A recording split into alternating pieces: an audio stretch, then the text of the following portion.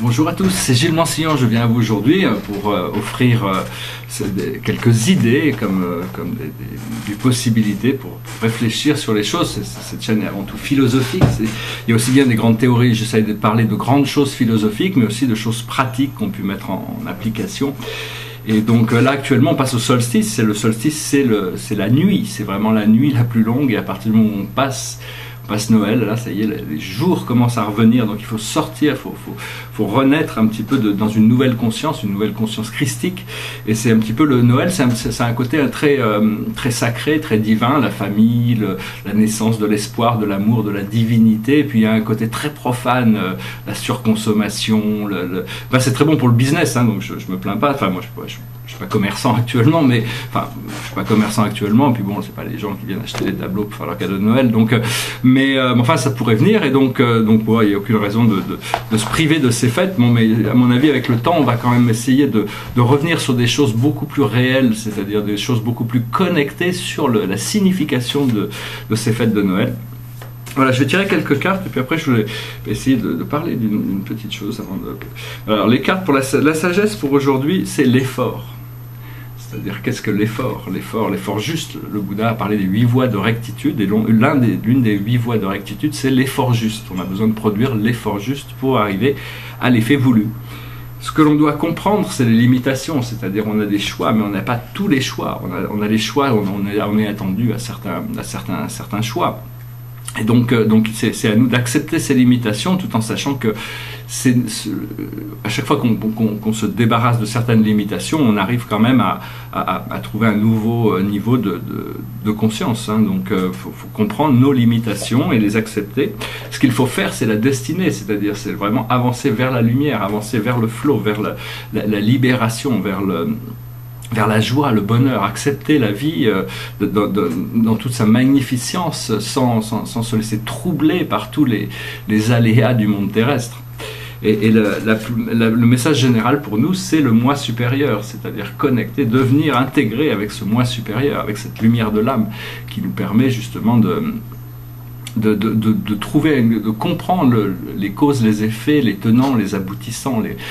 Au plus on arrive à se stabiliser à l'intérieur de notre moi supérieur, au plus notre vie trouve un sens réel.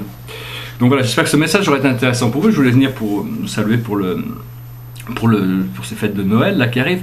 Je voulais aussi brièvement essayer de proposer une possible explication pour le mystère du troisième oracle de Delphes. Alors l'oracle de Delphes veut dire dauphin.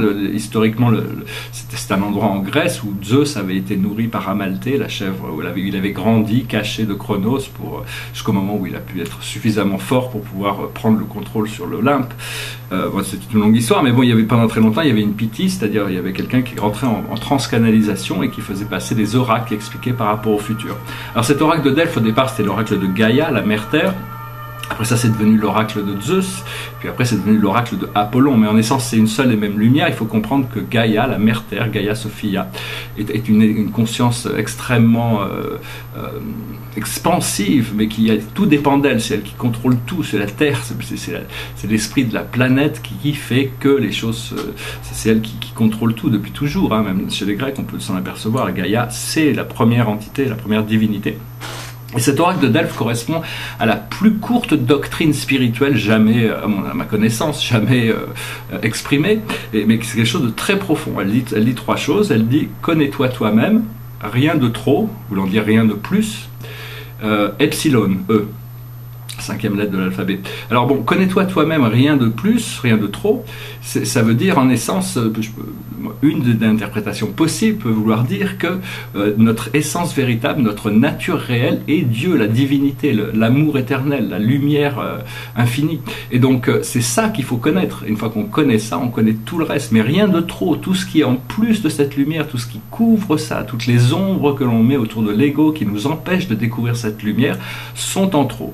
Et donc connais-toi toi-même, rien de trop. Et après il y a epsilon. Alors bon, très longtemps on s'est posé, beaucoup de philosophes ont discuté un peu de ces choses là, mais ils ne pouvaient pas vraiment, il y a peut-être une explication qui m'est passée par la tête. Je pensais qu'on parlait de ce epsilon qui veut dire, c'est le chiffre 5, c'est le chiffre de l'ascension.